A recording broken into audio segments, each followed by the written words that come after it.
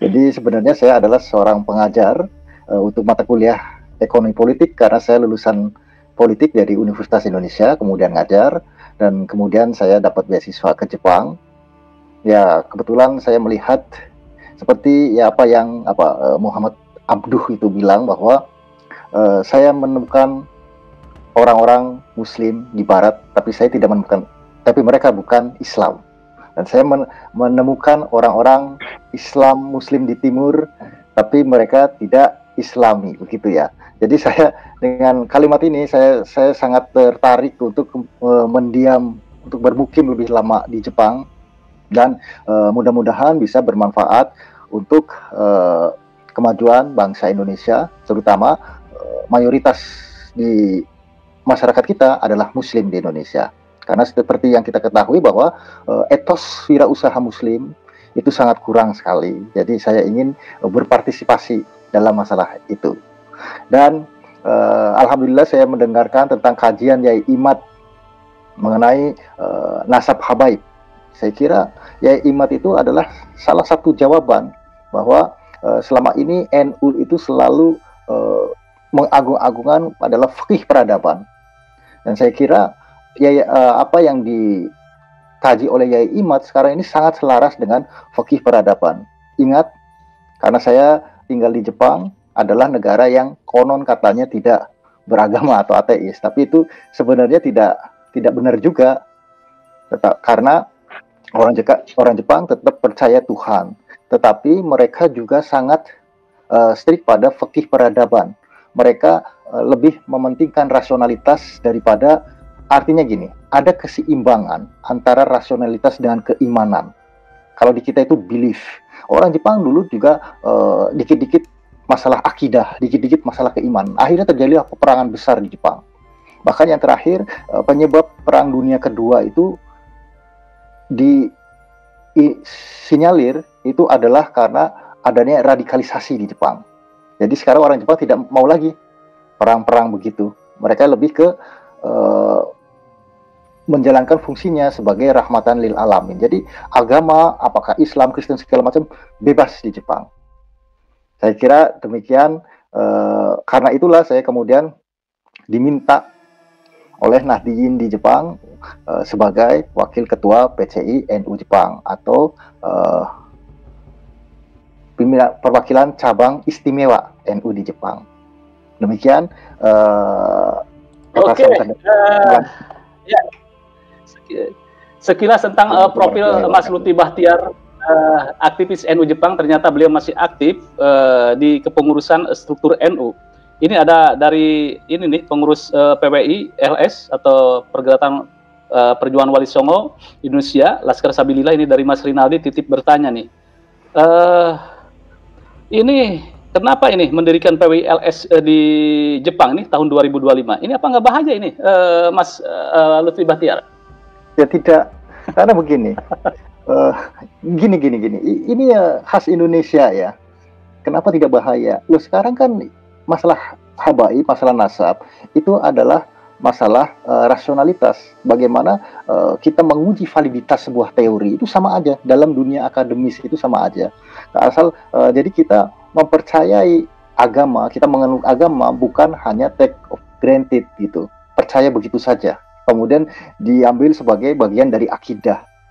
Kalau kita lihat kan Yai Imad itu sebenarnya sudah mengedepankan pemikirannya, tesisnya, dan itu terbuka untuk dilawan atau disajikan antitesis. Apalagi kemudian pemikiran Yai Imad itu juga didukung oleh ahli filologi, ahli DNA, ahli sejarah segala macam. Jadi saya kira sekarang umat Muslim terutama NU itu harus berani mengemukakan tentang fikih peradaban, tentang rasionalitas dalam NU. Karena NU sendiri dibangun dengan dasar rasionalitas. Saya kira seperti itu. Mudah-mudahan bisa. Baik, jadi Anda cukup confident ya menyimak pada Suka TV ya. diskusi nasab. Iya, pada Suka TV termasuk salah satu volunteer dalam. Mas Lutfi, apakah sudah pernah ketemu dengan Kiai Imad? Belum, tapi saya sudah pernah kontak-kontakan dengan Kiai Imad. Dan kebetulan beliau juga sahabat dari Dr. Syafiq yang seorang ansor juga di Cokro TV, yang kemarin pas ke Jepang kita ketemu dan ngobrol-ngobrol tentang Yai Iman juga. Jadi kita ada chemistry begitu. Oke, ya lanjut gitu kan ya. Jadi belum pernah ketemu gitu kan ya, tetapi secara intelektual gitu kan ya masih berinteraksi ya gitu kan ya. Iya, berinteraksi. Baik, ada yang menarik ini, bagaimana sih orang Jepang melihat Islam dan melihat NU? Begini ya.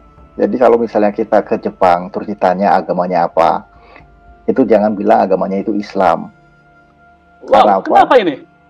Ya, karena ketika orang Jepang itu kita jawab itu agamanya Islam, asosiasi mereka itu adalah orang-orang Timur Tengah, Afghanistan, Irak, Syria, segala macam.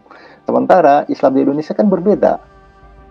Bahkan kalau kita pahami segala macam, Islam di Indonesia itu lebih mirip pada budaya dan agama Jepang. Misalnya, kalau ada acara meninggal, kita itu kan ada takziah, tahlilan segala macam. Di Jepang juga sama gitu. Karena akar agama dan budaya kita itu kan sama dari Buddhism. Sementara kalau Timur Tengah itu kan tidak mengenal Buddhism. Contoh secara fikih itu. Secara fikih itu kita mengenal adanya haram, makruh, mubah, sunnah, dan wajib. Kalau di Timur Tengah itu mungkin tidak ada, hanya halal atau haram. Dan kalau di Indonesia itu sama seperti di Jepang, agama itu adalah bottom up. Masing-masing daerah, masing-masing wilayah itu memiliki kearifan lokal. Jadi kalau kayak NU sendiri, belum tentu orang Nahdiyin itu, atau misalnya gini, orang Nahdiyin itu lebih percaya pada tokoh-tokoh lokal dibanding pada mungkin PBNU. Jadi di sini adalah bagaimana sinergi antara PBNU dan kiai-kiai lokal inilah yang akan menentukan berkembang atau tidaknya NU di Indonesia. Berbeda dengan di Arab. Setahu saya kalau di Arab, agama itu semuanya itu terjadi uniteralisme. Jadi semua disatukan. Jadi misalnya ada kiai-kiai itu nggak bisa khotbah seenaknya karena mereka itu salah satu bagian dari ASN. Mereka digaji oleh negara begitu. Di kita kan nggak seperti itu. Dan itu berbeda dengan Jepang. Makanya orang-orang Jepang sendiri sangat welcome dengan Indonesia. Apalagi kalau orang Jepang itu, kita memahami Jepang itu adalah kita harus memahami seperti agama-agama budaya kita. Ada kepercayaan bahwa dalam agama Shinto itu semuanya itu adalah Tuhan itu ada di mana-mana. Seperti orang Indonesia itu yang lama itu ya, mungkin kita menganggap bahwa di gunung itu ada Tuhannya, maka kita kalau pagi-pagi jalan Assalamualaikum seperti itu. Dan NU itu adalah salah satu agama yang kosmopolitan kalau menurut saya. Karena apa? NU itu mampu menyerap atau mampu memelihara nilai-nilai tradisionalisme, tapi dia juga mampu mengimbangi dengan fikih peradaban itu, kemajuan itu, modernisasi itu. Beda dengan yang lain gitu. Makanya ketika ada tahun 2000 sekian itu kan ada politik transnasionalisme itu, NU yang paling selamat itu. Karena NU itu berbasis pada lokalitas dan fikih NU itu tidak akan bisa tergoyahkan lebih lama gitu. Jadi disinilah makanya orang Jepang itu melihat NU itu tidak sebagai ancaman. Jadi kalau kita ke Jepang agamanya apa? Ya agamanya NU. Begitu. Jangan bilang agamanya Islam, nanti asosiasinya jadi Islam Timur Tengah. Nanti kalau misalnya ditanya agamanya NU, loh agamanya kok NU? Ya NU kan kita ada penjelasannya. Apakah itu nanti kan sama seperti si A segala macam. Kali ini yang paling penting adalah introduction untuk orang Jepang itu. Jadi jangan merasa Islam itu satu gitu. Kalau NU itu kan tidak ada Islammu, Islamku, Islam kita. Itu kata-kata Gus Dur kan seperti itu. Saya kira makanya alhamdulillah sekarang di Jepang itu NU sangat berkembang. Ini menarik. Jadi Dr. Soleh kemudian Kiai Ubadillah kalau ke Jepang itu jangan ketika agamanya apa gitu kan ya. Islam, jangan berhenti di Islam, tetapi NU atau Islam Muhammadiyah. Nah, ini begitu betul, ya. Betul. Muhammadiyah dan NU itu udah terkenal karena gini, jangan salah loh ya, banyak profesor-profesor Jepang itu yang mereka bukan Muslim, tapi mereka peneliti Islam, dan mereka itu sangat nyaman ketemu NU Muhammadiyah gitu. Sekarang kan ada perbedaan nih, dengan adanya transnasionalisme seperti itu, jadi terutama apa-apa aja nih, profesor-profesor yang tadinya meneliti Muhammadiyah itu jadi bingung gitu. Kalau NU masih ada lah, NU seperti aku masih seperti yang dulu itu ada NU itu. Iya, iya. Ini menarik itu kan ya. Orang NU di Jepang berapa ribu itu ya, Ki Lutfi? Sekarang itu jumlah penduduk Indonesia yang ada di Jepang itu sekitar 180.000. Kalau kasarnya aja 60.000, 60% dari situ. Jadi ya kita ambil moderatnya aja lah 100.000. Tetapi yang aktif itu ya mungkin beberapa. Tapi jangan salah, sekarang NU itu kan ada PCI NU, cabang istimewa Jepang kan. Dan sekarang kita memiliki 15 MBCI NU. Jadi Majelis Wali Cabang Istimewa. Ada 15 provinsi di Jepang itu. Jadi dari Okinawa ke Hokkaido itu, kayak misalnya majelis wali provinsinya itu ada di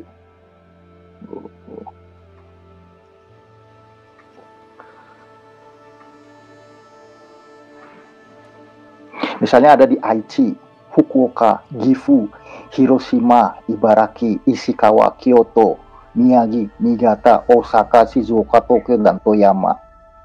Dan orang Jepang tidak merasa ini, karena apa? NU bagi orang Jepang itu adalah rahmatan lil alamin. Karena seperti kita ketahui bahwa di Jepang itu aging population, jadi masyarakatnya sudah tua ya, sudah sepuh.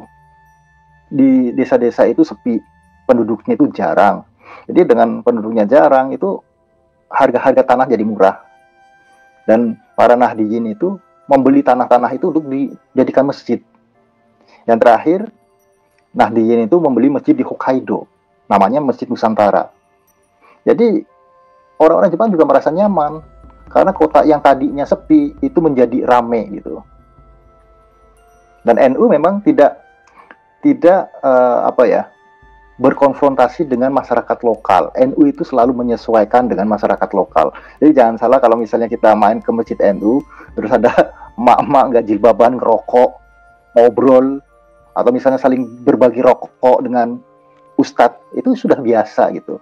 Atau misalnya kita jalan di masjid NU, kemudian di dalamnya itu ada orang stresnya gitu.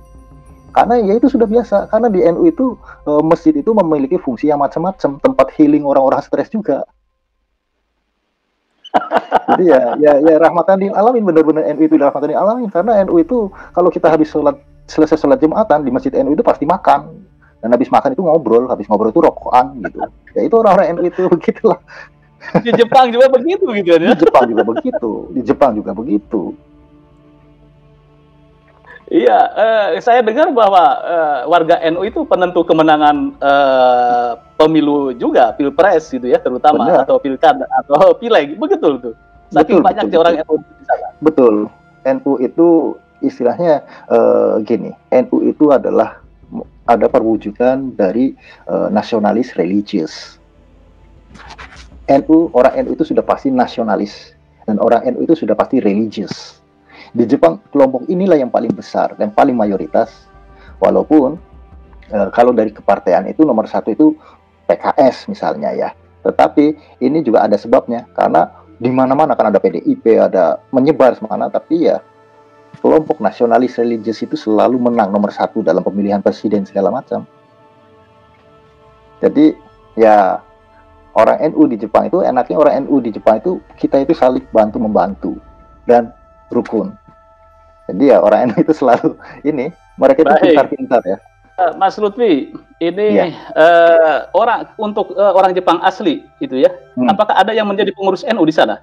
Oh iya, kita ada namanya itu Ahmad Maeno, Kiai Ahmad Maeno. Beliau itu sudah pernah mondok di Syria, bahkan terakhir di Lombok. Beliau itu sekarang itu menjabat sebagai Murtasyar NU, PCI NU Jepang.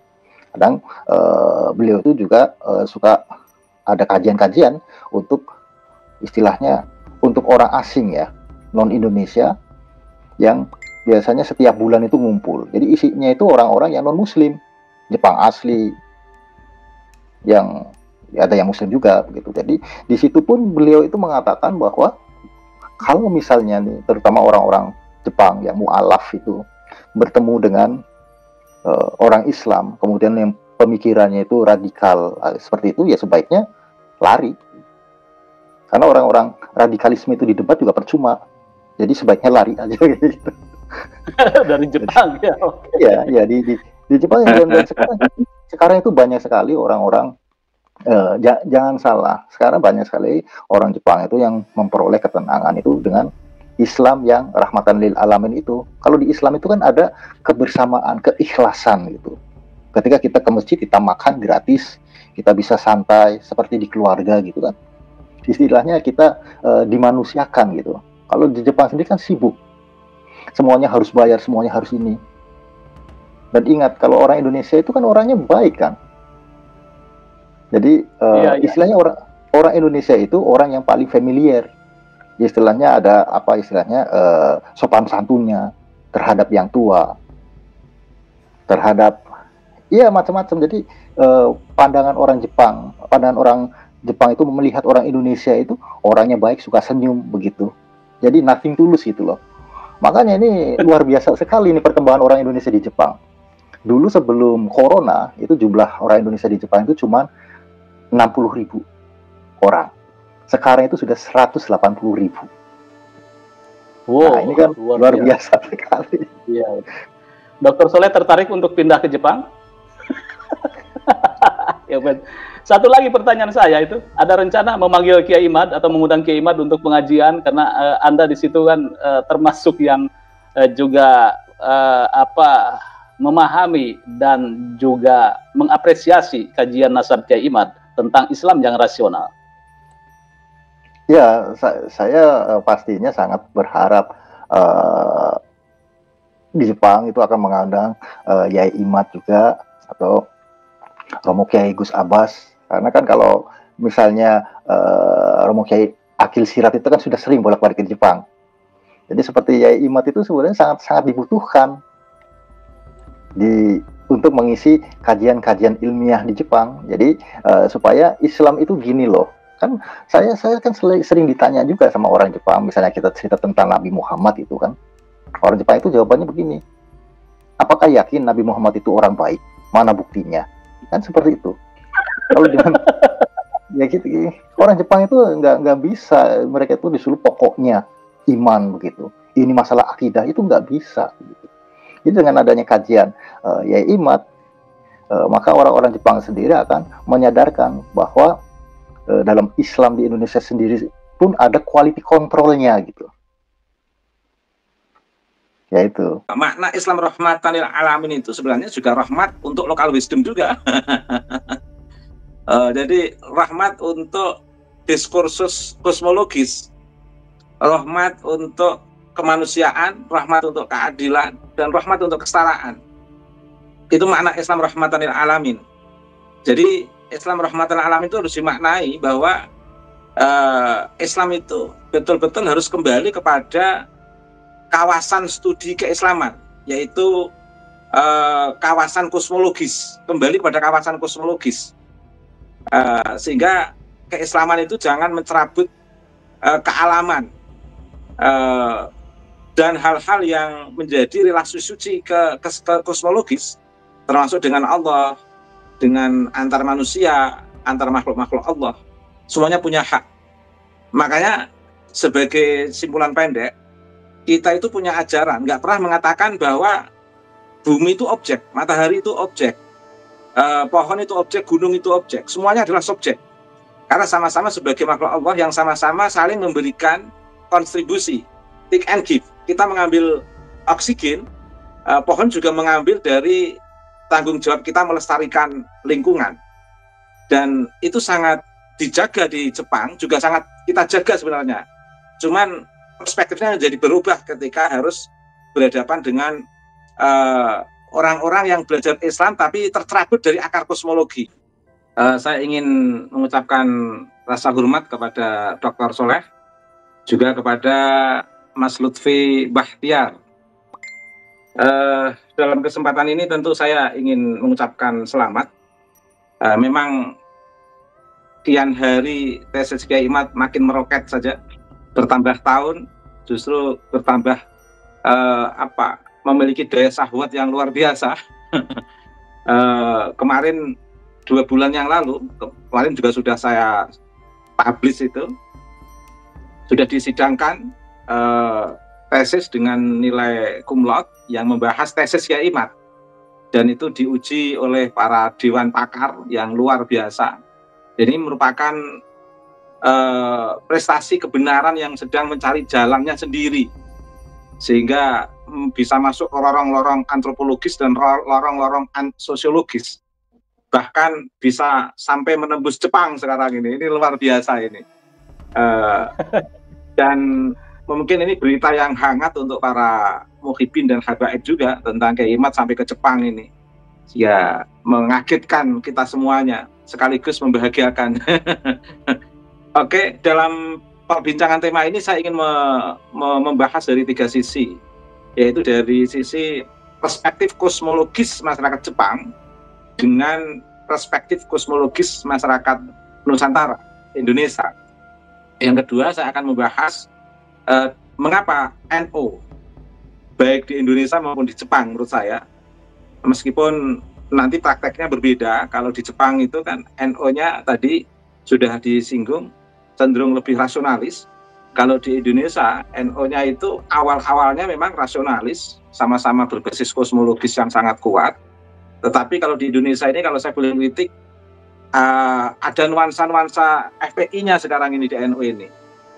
Tapi itu bagian dari proses dialektika menurut saya, karena NU di Indonesia ini memang mengakomodir banyak perkembangan pemikiran, baik dari tradisionalis, liberalis, modernis, progresif, konservatif, dan di sana juga kelompok FPI mau saya sebut di kategori mana saya kesulitan, karena yang saya kenal itu FPI masih identik dengan preman, makanya saya kesulitan memasukkan dalam istilah apakah tradisionalis atau konservatif, kesulitan saya, Mas. Nah, yang ketiga nanti saya akan membahas tentang diskursus nasab. Yang pertama, perspektif masyarakat Jepang dengan masyarakat Nusantara itu sama dalam konteks kosmologis, Mas. Artinya dalam perspektif kealaman atau kesemestaan, itu perspektif kosmologis itu, masyarakat Jepang dengan masyarakat Nusantara sama. Tadi sempat disebutkan cara pandang orang Jepang memahami gunung itu sama dengan cara pandang orang Nusantara memahami gunung, pohon, laut, yang kesemuanya itu merupakan subjek. Jadi bukan objek eksploitatif, tapi subjek yang sama-sama memiliki peran. Orang Jepang sangat menghayati, dan itu dibenarkan oleh pengetahuan, bahwa kalau dulu orang Jawa mengatakan jangan tebang pohon itu, nanti penunggunya marah. Itu sebenarnya dalam perspektif kebudayaan, memahami kosmologi sebenarnya. Tapi kalau ditampilkan perspektif kebudayaan itu untuk orang zaman sekarang dikira itu animisme. Padahal sebenarnya tidak salah mengatakan jangan tebang pohon itu, nanti penunggunya marah. Mengapa saya katakan tidak salah? Ternyata ada alasan saintifiknya. Misalnya, jangan tebang pohon itu karena satu pohon 1000 jiwa, dia memproduksi oksigen. Sebenarnya kan sama, cuman orang zaman dulu perspektifnya kebudayaan, lah orang sekarang perspektifnya saintifik. Cuman belum ada yang mengaitkan ke sini. Lah yang menjadi problem itu kan ketika muncul kelompok-kelompok yang mengaku modernis, menganggap itu sebagai bentuk kepercayaan animisme. Tapi sebenarnya bukan, itu proses dialektika kealaman sebenarnya.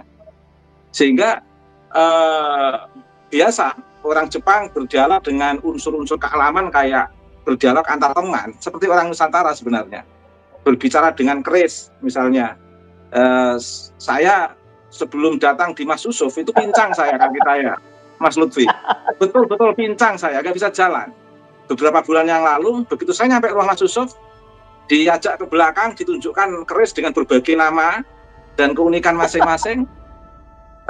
Jarak 15 menit itu kaki saya sembuh, Mas, nggak pincang. Ini real ini. Ini real. Ini saya nggak memetologikan.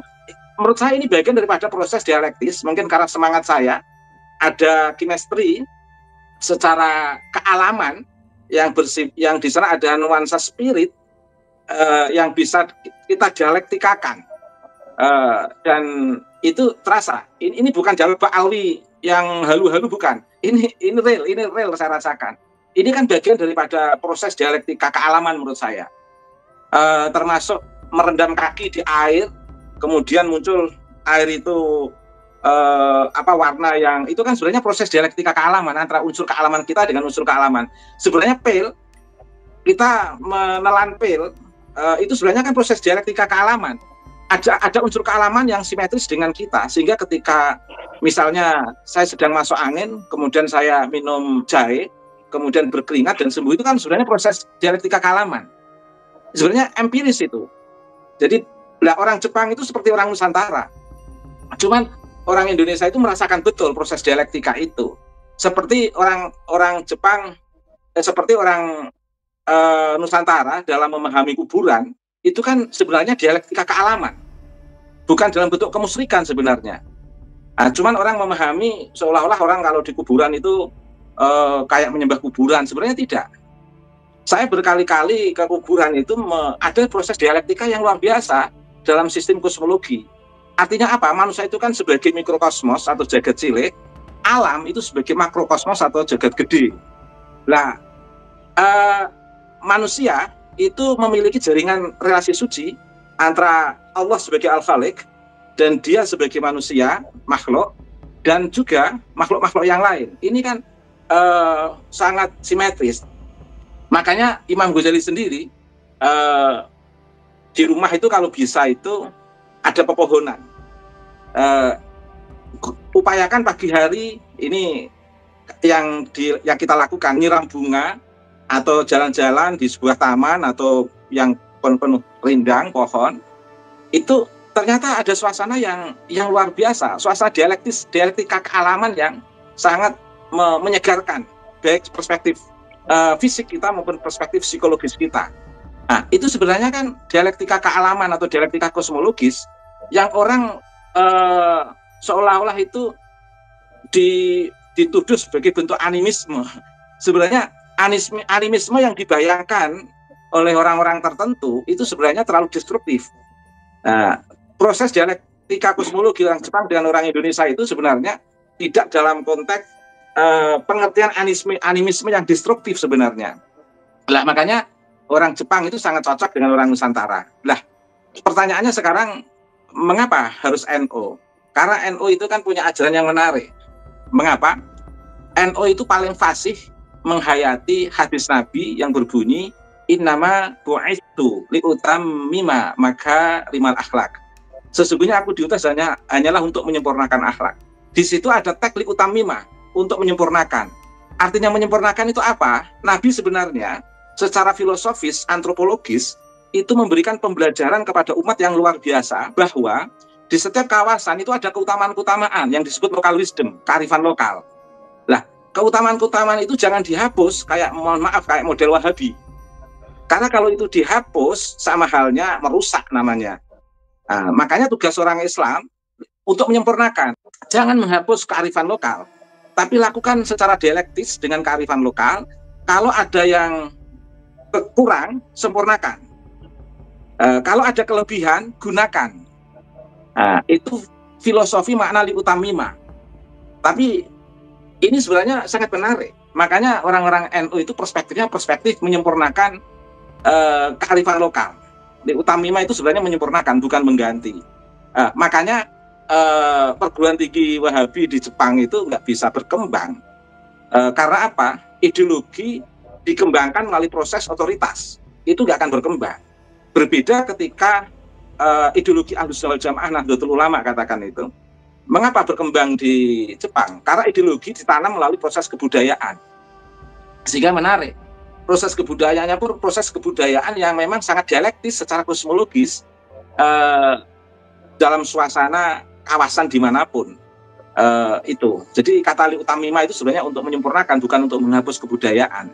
Itulah menariknya kalau kita bertahan dengan perspektif rahasia liutamima dalam konteks dialektika membangun transformasi kebudayaan. Nah, Mengapa harus Kiai Imad? Saya itu tadi sempat disinggung dalam klasifikasi intelektual kita. Saya melakukan penelitian sekarang ini Mas Yusuf tentang Kiai Imad. Mungkin 6 atau 5 bulan ke depan akan saya bedah, bikin tambah panas atau bikin tambah memberikan resolusi, saya nggak tahu. Saya menemukan satu simpulan sementara. Kiai Imad itu pasca Gus Dur yang mendekati model tradisionalis transformatif Gus Dur itu Kiai Said Akil Siraj dan Kiai Imad. Dan Kiai Imad ini betul-betul memiliki perspektif normatif dari kekuatan literal maupun kekuatan filtrasi maupun kekuatan literasi. Itu Kiai Imad sangat kuat. Kekuatan aturos maupun kekuatan daya saring perspektif indigenous Kiai Imad itu sangat kuat. Dan perspektif literasi maupun filtrasi Kiai Imad itu dikembangkan dalam proses transformasi untuk membebaskan dan mencerahkan umat. Ini kehebatan Kiai Imad. Ini saya melihat secara akademik, bukan secara fanatik, bukan. Karena ada alasan rasional. Jadi memang saya kemarin itu pernah membayangkan kapan menemukan pengganti Gus Dur yang transformatif dan betul-betul komitmen terhadap tradisi. Ternyata setelah saya melakukan penelitian, itu selain ada pada sosok Profesor Dr. Said Akil Siraj, itu juga saya temukan pada sosok Kiai Imad.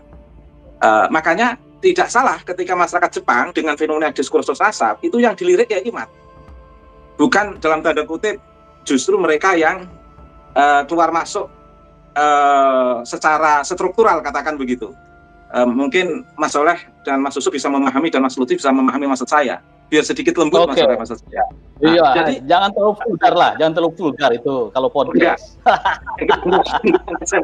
Jadi simpulan saya ini Mas Yusuf, wajar kalau Jepang, bahkan tidak hanya di Jepang, di beberapa negara kawasan termasuk Dr. Ribut juga pernah mengatakan di Sudan, Kiai Imad itu memiliki daya tarik sendiri. Karena mengapa? Karena Kiai Imad mampu membangun keberlangsungan proses dialektika kosmologis yang saya sebutkan tadi, juga mampu membangun kesinambungan, continuous improvement, proses dialektika tentang kearifan lokal, local wisdom. Dan ini semuanya adalah hasanah di Nahdlatul Ulama sebenarnya. Meskipun sebenarnya akhir-akhir ini kita temukan beberapa orang yang dalam tanda kutip aktivis NU, tetapi polanya pola FPI. Tetapi nggak lama, insya Allah semuanya akan kembali pada tradisi Nahdlatul Ulama yang sangat rapi. Terima kasih Mas Yusuf.